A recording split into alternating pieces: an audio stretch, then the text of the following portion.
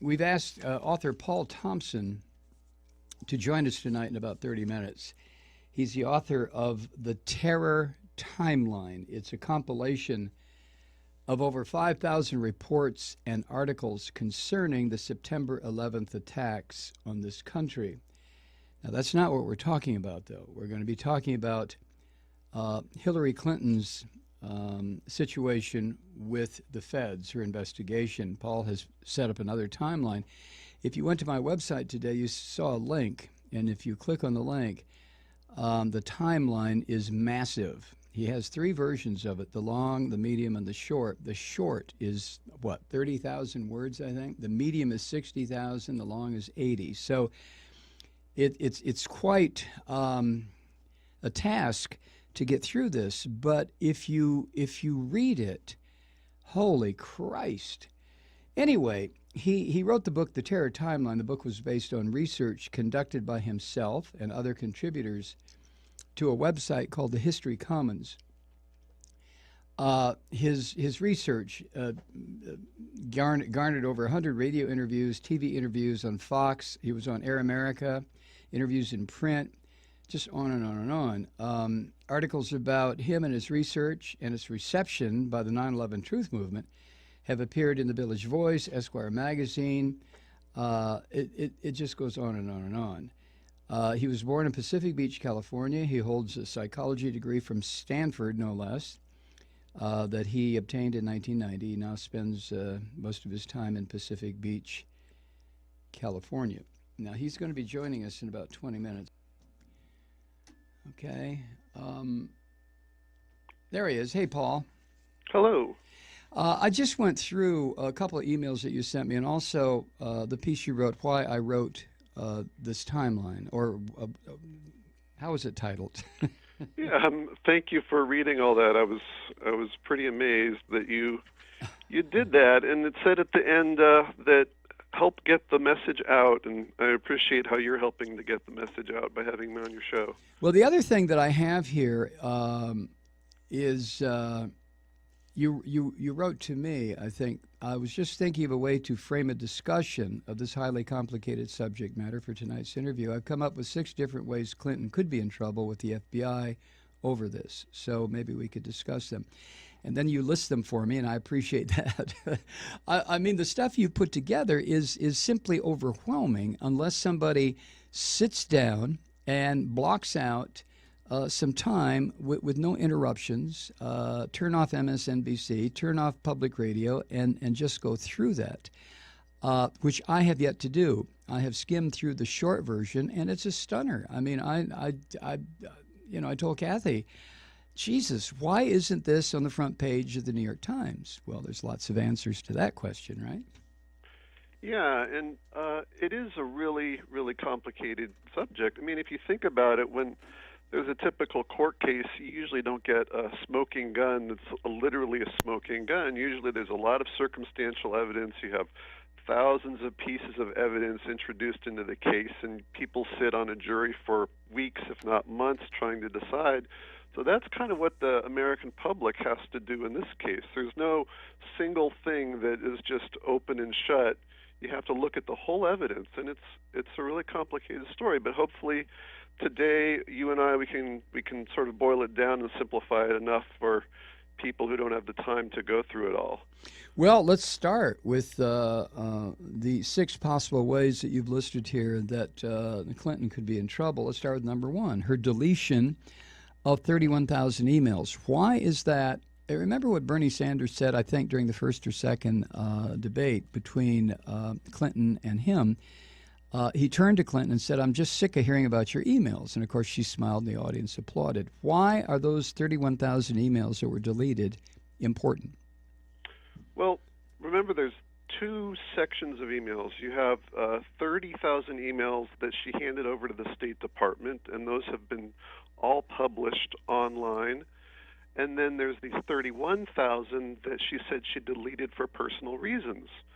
And she can do that if they, in fact, are personal. But I have a lot of evidence that a large portion of those are not actually personal and are work-related.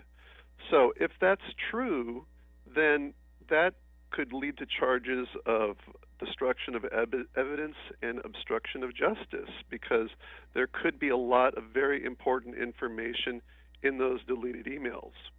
One Has thing I, there? Let me ask you one thing about that. Has there been any forensic investigation to try to retrieve those 31,000 emails? That would seem to be the simplest way to find out if there's something in there that shows obstruction. Actually, there has, and this is one reason why I think Clinton is in serious trouble. If you may remember, there was a similar sort of scandal in 2007, 2008 with Karl Rove and some other Republicans. There was a lot of talk back in that time that Karl Rove might end up getting indicted, but the evidence was in emails that investigators were hoping to find. And when they went to Karl Rove, he said, "Oh, by the way, I've had all my emails on a private server, and they're all deleted." And so that pretty much stopped the investigation right there, because they didn't have much to go on. And I think Clinton may have actually used that as kind of a model for setting up her private server, with the same goal in mind, that she could keep all of her personal correspondence beyond the reach of future investigations or Freedom of Information Act requests, so nobody would really know what she did. But the big difference is that while Karl Rove successfully managed to permanently delete all of his emails, the news reports have said that most, if not all, of Clinton's emails, the deleted ones, actually have been recovered by the FBI. There was even a report in Bloomberg News late last year that said the FBI was looking through those emails and sorting them into work and personal. So that right there tells you that they're not all personal, that there has to be a big chunk of them that are work related. And in fact, there's been a number of stories that have come out about some of the deleted emails that got found, because every time you send a email, of course, you keep a copy and the person you send the email to keeps a copy. So some of the people she sent emails to have wound up with some of those deleted emails and turned them over. So there was just a story came out a few days ago about her aide Huma Abedin, who's sort of like her right hand, sort of always at her shoulder. And, Weiner's wife. Yeah, exactly. Anthony Weiner's wife. Oh my God. And she started to have some of her emails released, and they just released the first batch. And I thought it was very interesting, because it's a randomly selected batch, and out of those, some of them were to or from Clinton. And I looked at those, and I looked at the ones that had been released by the State Department that are on the web, and about half of them were not in the State Department. The 30,000 that Clinton said were work-related. So I did a little math extrapolating, because this was just a small sample.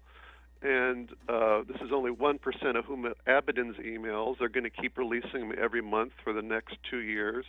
And then she, of course, Huma Abedin, was only a part of all the emails that Clinton got, about 15%. So you do the math, and it comes out to be at least 10,000 emails were deleted that were work-related, if this sample is indicative. So we can see there's a really big number. And think about it. If you were under investigation by the FBI because of emails, and you thought you could delete the worst ones that contain the most damning information, just like Karl Rove did, wouldn't it be tempting to do that?